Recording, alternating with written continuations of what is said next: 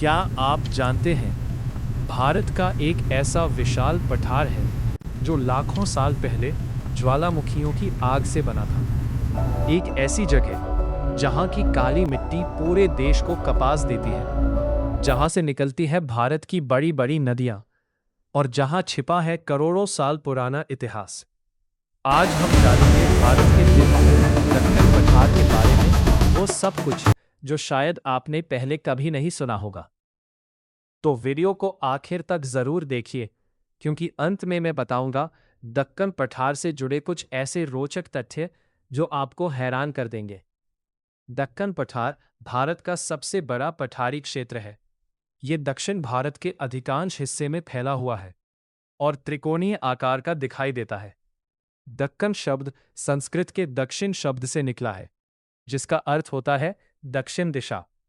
यानी ये पठार भारत के दक्षिणी भाग की पहचान है। ये पठार केवल भूगोल का हिस्सा नहीं है, बल्कि भारत की खेती, जलवायु, खनिज संपदा और संस्कृति में भी इसकी बहुत बड़ी भूमिका है। अगर इसकी स्थिति की बात करें तो दक्कन पठार उत्तर में सतपुड़ा और विंध्य पर्वतों से शुरू होकर दक्षिण में कन्याकुमारी तक फैला हुआ है। इसके पश्चिम में पश्चिमी घाट और पूर्व में पूर्वी घाट स्थित है। यह मुख्य रूप से महाराष्ट्र, कर्नाटक, तेलंगाना, आंध्र प्रदेश और तमिलनाडु के बड़े हिस्सों में फैला है।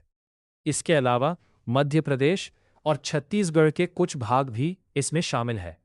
अब सवाल आता है, यह पठार बना कैसे? लगभग 6.5 करोड़ साल पहले यहाँ भयंकर ज्वालामुखी विस्फोट हुए थे। इन विस्फोटों से लावा की परतें लगातार फैलती गईं और समय के साथ ठंडी होकर कठोर चट्टानों में बदल गई। इसी कारण दक्कन पठार को डेक्कन ट्रैप भी कहा जाता है।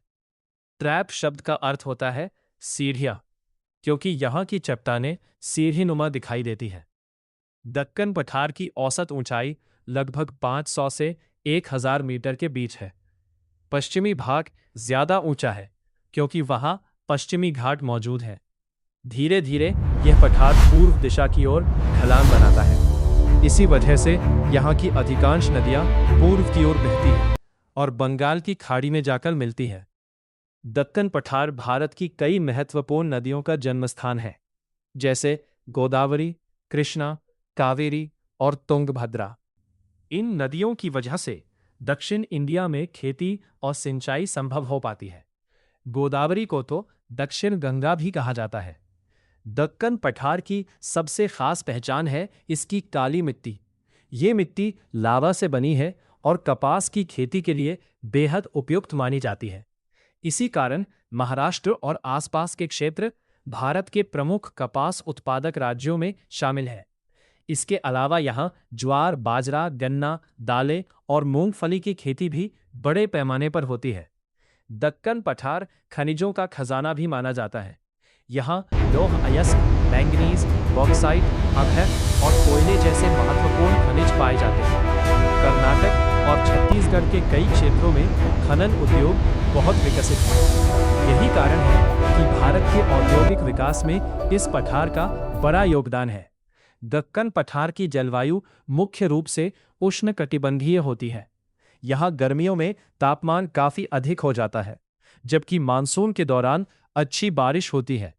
लेकिन पश्चिमी घाट बारिश को रोक लेते हैं, इसलिए पठार के कुछ अंदरूनी हिस्सों में कम वर्षा होती है।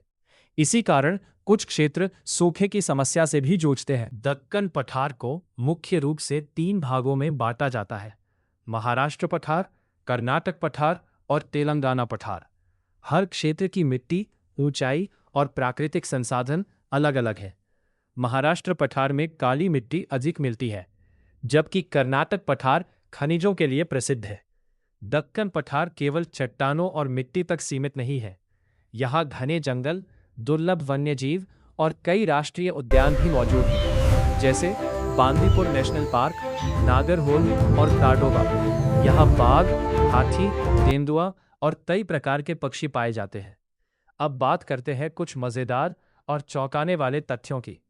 क्या आप जानते हैं दक्कन पठार दुनिया के सबसे बड़े ज्वालामुखीय क्षेत्रों में से एक है और वैज्ञानिक मानते हैं कि यहाँ हुए ज्वालामुखी विस्फोटों का संबंध डायनासोरों के विलुप्त होने से भी हो सकता है। इतना ही नहीं, भारत की आईटी राजधानी बेंगलुरु भी इसी पठार पर स्थित है। तो दोस्तों, दक्कन पठार सिर्फ एक भूगोल का अध्याय नहीं, बल्कि भारत की प्राकृतिक शक्ति, इतिहास और विकास की कहानी है। ज्वालामुखियों से बना यह विशाल पठार आज करोड़ों लोगों की जिंदगी का आधार है। अगर आपको यह जानकारी पसंद आई हो, तो वीडियो को लाइक करें, चैनल को सब्सक्राइब करें और कमेंट में ज़रूर बताइए भारत की कौन सी भौगोलिक जगह आपको सबसे ज़्यादा रोचक लगती है। मिलते हैं अगली वीडियो में एक और शानदार जानकारी के साथ।